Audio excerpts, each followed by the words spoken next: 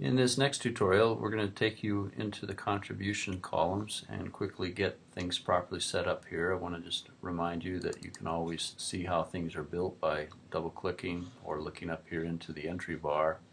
And here I'm noticing that the total contribution column is a pretty straightforward one. We're simply adding the employee and the employer's contributions.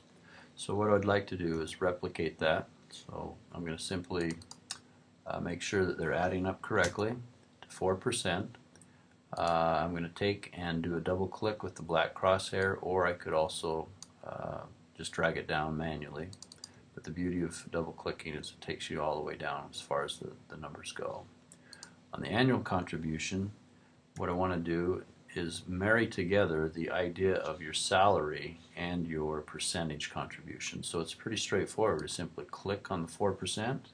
We're going to be taking 4% of, and of oftentimes in mathematics is the idea of multiplication. So I'm going to multiply by $45,000, that's cell E15, and I'll get the $1,800 rounded to the nearest dollar all the way down, but it'll keep growing because their salary is growing. So I'm going to double click this and send that set of numbers all the way down each time it's climbing. Alright, if you're interested in knowing why the pink color is showing up, that corresponds to the years worked up here. Sometimes it works in Excel rather well and sometimes not so well. I want to just test it for fun and see if I can get it to work. If I were only going to plan on working for 10 career years, notice how it highlights the 10 right there. So I've found that through some experience that sometimes that works really well for students, and other times for whatever reason Excel isn't going to make it work. We conditionally formatted that to operate automatically for you, but hopefully it'll work out in the future. Okay, so that's how you do annual contribution. Nothing more than simply taking your salary and multiplying it by your percentage of contribution. It's essentially saying to you that throughout your first year in your career you had $1,800 pulled out of your paychecks consistently and invested into the 401k.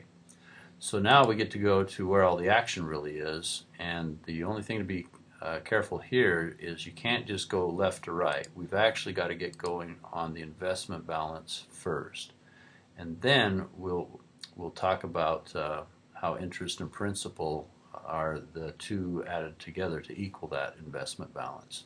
So let's think it through carefully. If I'm going to try to project my future balance, I need a function, and it's a future value function. That's FV. And I'm going to do a left parenthesis. And the nice thing is with the left parenthesis, you pretty much get everything you need for hints to make this run correctly. You just have to think it through slowly and carefully. First thing it needs is a rate. So the rate is referring to the projected APR. So I'm going to click on this APR. Notice I'm staying within my correct row, row 15 obviously. But I need to do something very important to that APR. I need to convert it into an annual rate. And the reason, well, I should say it this way. I need to convert it into a periodic rate, and it's already an annual rate of 7%, but notice up here where we are making these payments every 24 times per year. That just simply means we're going to need to take that rate and break it up into a bite-size interest rate, because we're investing every 24 times per year. That's twice a month. So I'm going to click on that 24. But now there's something really crucial here. I need to tell the spreadsheet to only stay right there at that 24, not to move down, and that's where we have to do the absolute cell reference. So once again, on a PC or a Windows environment, it's F4 typically. On a Macintosh, Command T. But if all else fails, you can always hand type those dollar signs in. Alright, so that breaks the rate down into a periodic rate, we call it. Now I'm going to go with a comma, and I'm going to take a look at the next hint. The next hint is number of periods. That's what that stands for, NPER. So the number of periods would be how many periods during the year do I make my payments into my portfolio. So I'm going to go with this 24 times, twice a month for a paycheck. I'm going to click on that. And likewise, I'm going to lock it in with Command T on a Mac or an F4 on a PC.